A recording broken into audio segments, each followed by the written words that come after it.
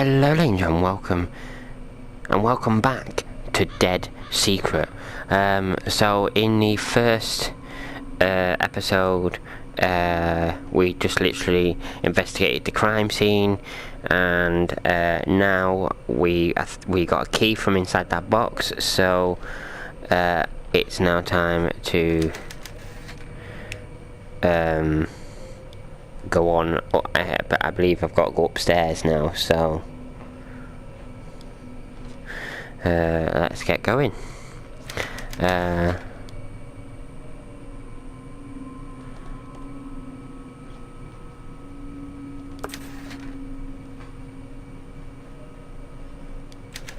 Bobby ran odd jobs for Bullard. Could he have done it? He certainly had the opportunity. Bullard was scared. He was worried about losing it.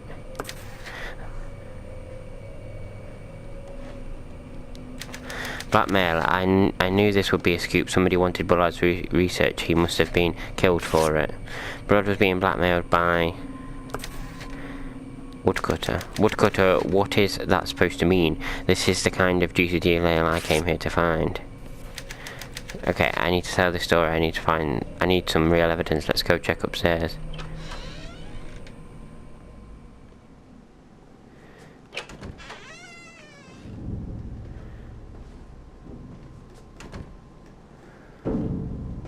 Oh, bang, bang, bang. Oh, Jesus, what is that?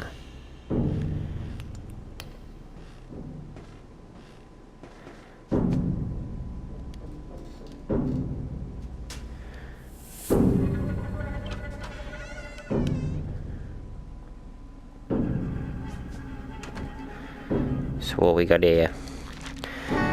Hero says helicopter may win Vietnam War. Dan Nang, South Vietnam, a Medal of Honor winner from Kansas, said today the helicopter may win the war in South Vietnam. Marine Marge Douglas, Big Tom Thompson, 39 of Fort Tuna, won the nation's highest military award during World War II, manning a bazooka in Iwo Jima. Major Thompson is attached to the Marine Helicopter Squadron operating along the coast and the northern border of South Vietnam. Thompson's father lives in Wichita, KS. As a leatherneck, Thompson destroyed 16 Japanese strong points and killed 75 Japanese on Iwo Jima in 1945. He is the only Medal of Honor winner currently serving in Vietnam. Why is Vietnam 2 words? It's weird. Anyway, the most effective weapon the Viet Cong use is terror, the big pipe smoking Marine said. The most effective one against them is the helicopter. What we got here?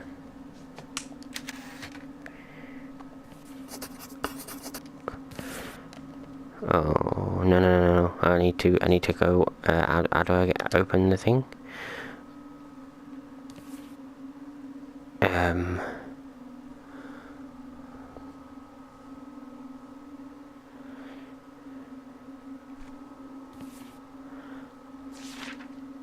The diary. Today is an anniversary. It was 5 years ago that I found Dad's name on the old research paper at the UFC. He had written it in 1933, 8 years before I was born. I didn't know he had gone to college. I never really thought about his life. He was just a name on my birth certificate. Dad ran out on Mama after the war. He'd gone off to fight and just never came back. When he stopped writing, Mama thought he'd been killed. I remember her crying at the kitchen table. The war ended, life went on. Mama died without ever finding out what happened to him. I used to hate him, hated the idea of him, hated my mother a little bit too. I figured Dad was just a deadbeat who ditched Mama because he didn't want a kid. But when I found his name in the library, something changed. I couldn't stop thinking about him. Deadbeat dads don't study physics, do they? What is he doing now? What does he look like? Is he married to somebody else? I traced him here to Kansas, but finding him has taken longer than I had expected.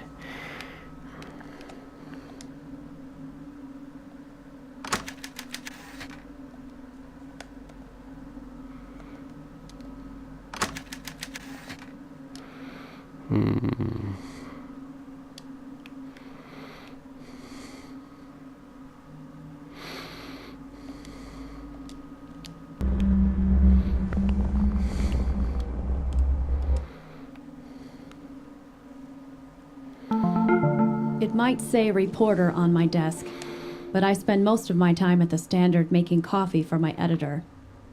I'm tired of writing the gossip column. This story is my shot at the big leagues. When I prove that Bullard was murdered, all the big papers will come calling. I'll finally escape this backwater town. This is it, the chance I've been waiting for.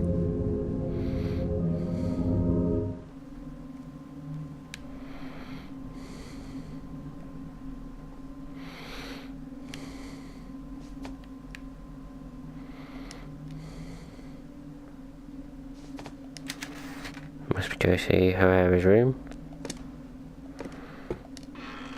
Oh. Bobby, here's the latest... sorry. Here's the latest chapter all typed up. I think this story is becoming very interesting and I'm sure you can get it published. I hope you don't mind, but I made a few edits and inserted a few details here and there.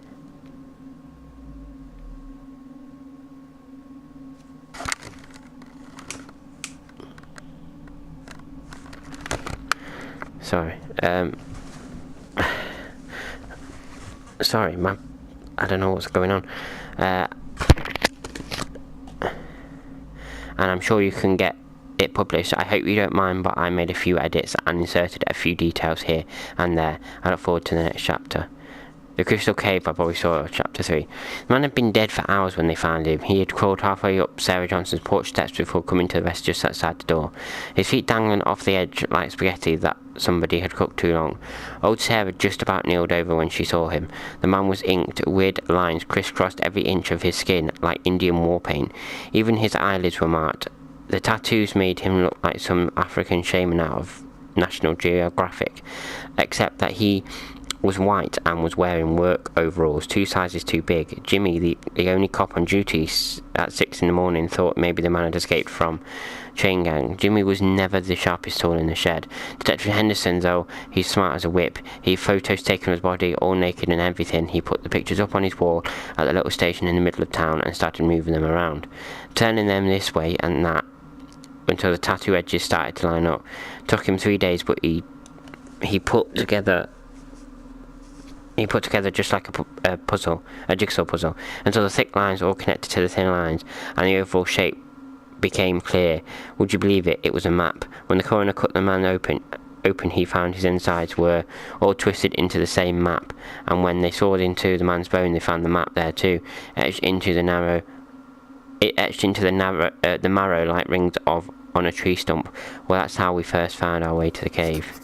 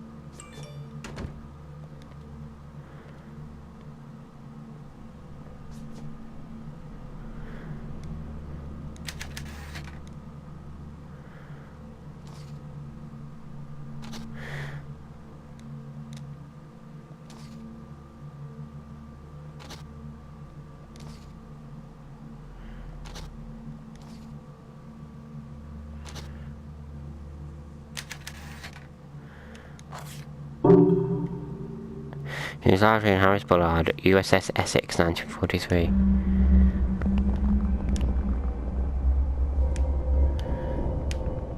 Why do you need me to equip the goggles? What am I looking at? Okay, I don't know.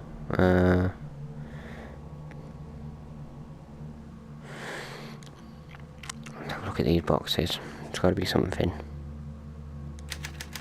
Bullard's bed, everything must be boxed up, ready to move out.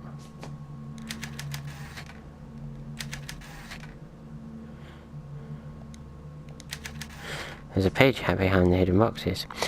H. Bullard, Daily Log, April 9th, 1964. Woodcutter sent me another note today. He knows things nobody should know, secrets I buried 20 years ago. He knows about James Lowry. It's impossible, but somehow he knows. I can tell he's getting closer to me. His notes are mailed from the Gov Post office, and last night I could swear I heard somebody moving around outside. I haven't been this scared since Chicago. I need to be patient. He's going to have to reveal himself to me at some point. If he wants my research, he'll have to wait until it's completed. I don't believe in ghosts. When I find him, I will kill him.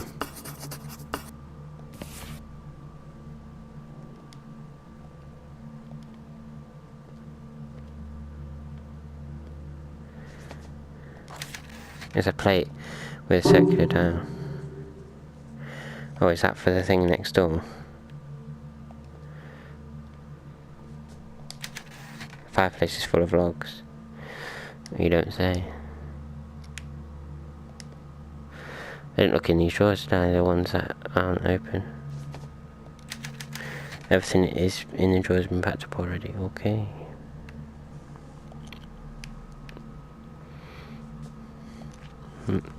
Harris Bullard, I am the woodcutter. I know your secret. James Lowry sent his regards. Here's the safe, but it's locked. Find the safe combination. Okay. Oh. Another page. H. Bullard, Daily Log, November 2nd, 1964. We did a test run of the ideofocal lenses today. At first we did not know how to interpret the results, but now I believe they are working better than we had anticipated. Instead of an unfiltered stream of sensory information, what we are seeing is some conscious memory. The lenses distort in response to visual stimuli that the wearer has some knowledge of. They see what my conscious mind cannot. Josie proposed that what we are really doing is mining dreams. Dreams are, after all, a form of idea focus, a time when the subconscious comes forward and shows us truths that we might not otherwise recognise. What we are striving for is unrestricted access to dream thought. As a control mnemonic, the mask works pretty well. I could tell that Josie was dubious at first, but now she understands. Subconscious thought is potentially dangerous to the subject. We will need a physical object to enable the mind to compartmentalize, providing the wearer with some degree of cognitive protection. A permanent augmentation will require a much larger apparatus. We will need some other kind of focus mnemonic to help the brain control the deluge of dream information it will receive. Something large and ubiquitous, the moon perhaps. The lenses in this weird mask, dream thought, the moon. Okay, well I think I've got everything I can get in here, so I'm going to go back next door and see if this circular thing that I've just got is helpful for the thing next door.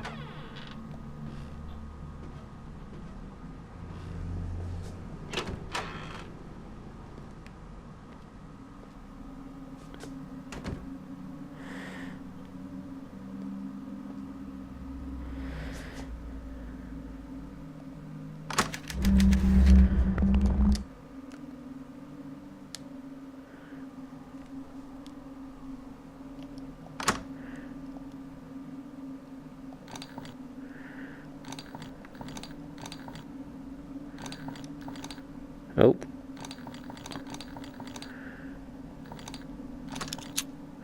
There we go, let's open. There's a small wooden knob. Ah, that's for the door downstairs. It looks like Josie's books.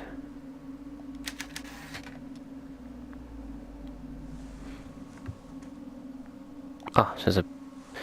Dear Diary, today Dr. Bullard and I built a chassis for his new weather device.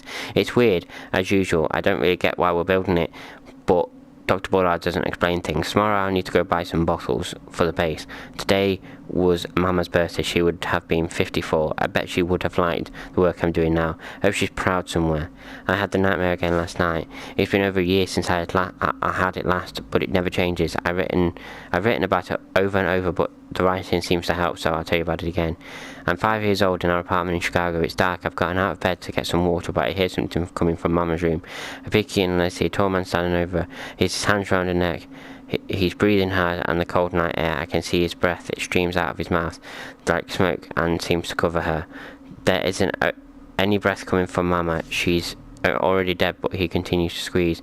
When I was a kid, I thought this dream would go away. When I grew up, it hasn't.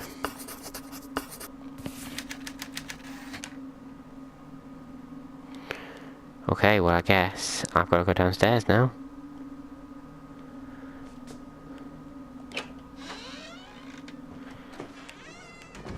Oh!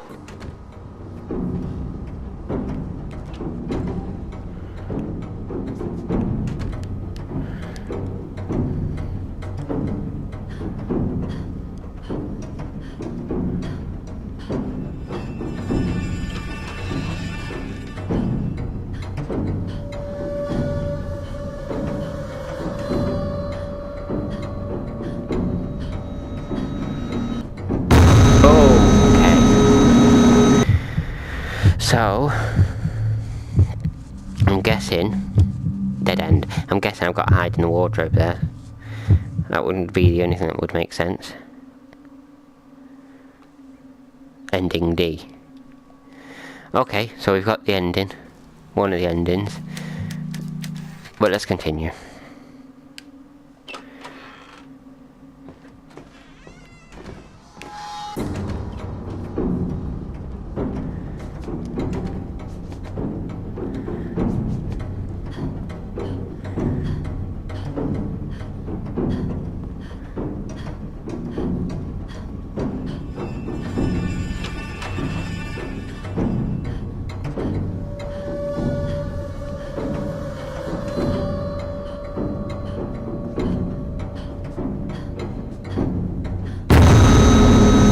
Well, that didn't work, did it?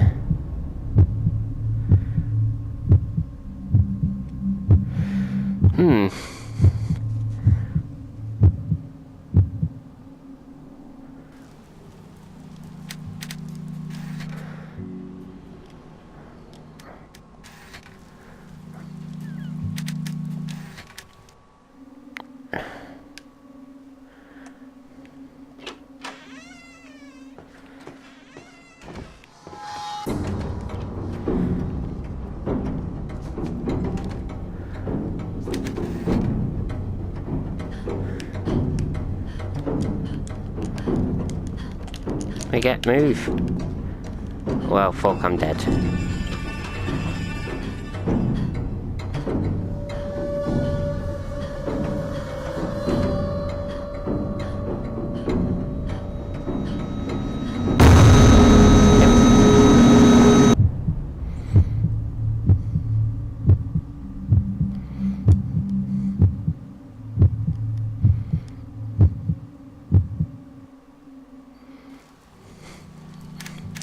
Well, this isn't going very well for me, is it?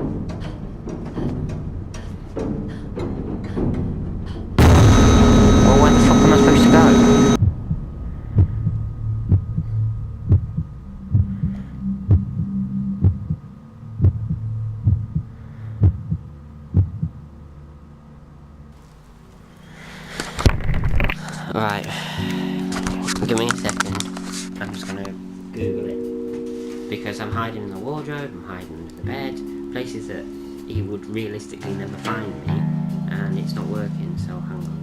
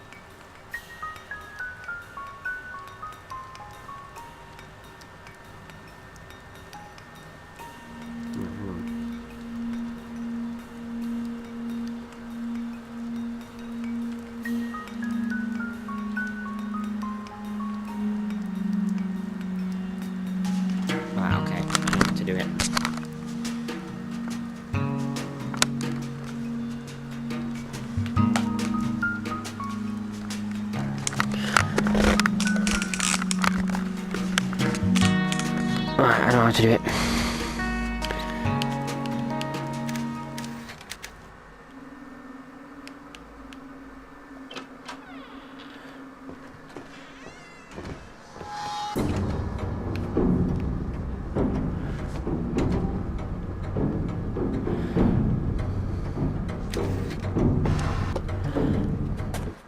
There we go.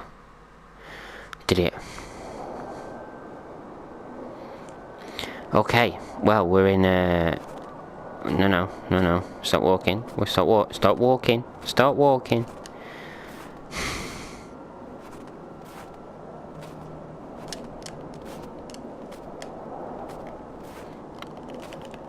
Can you stop walking? Right.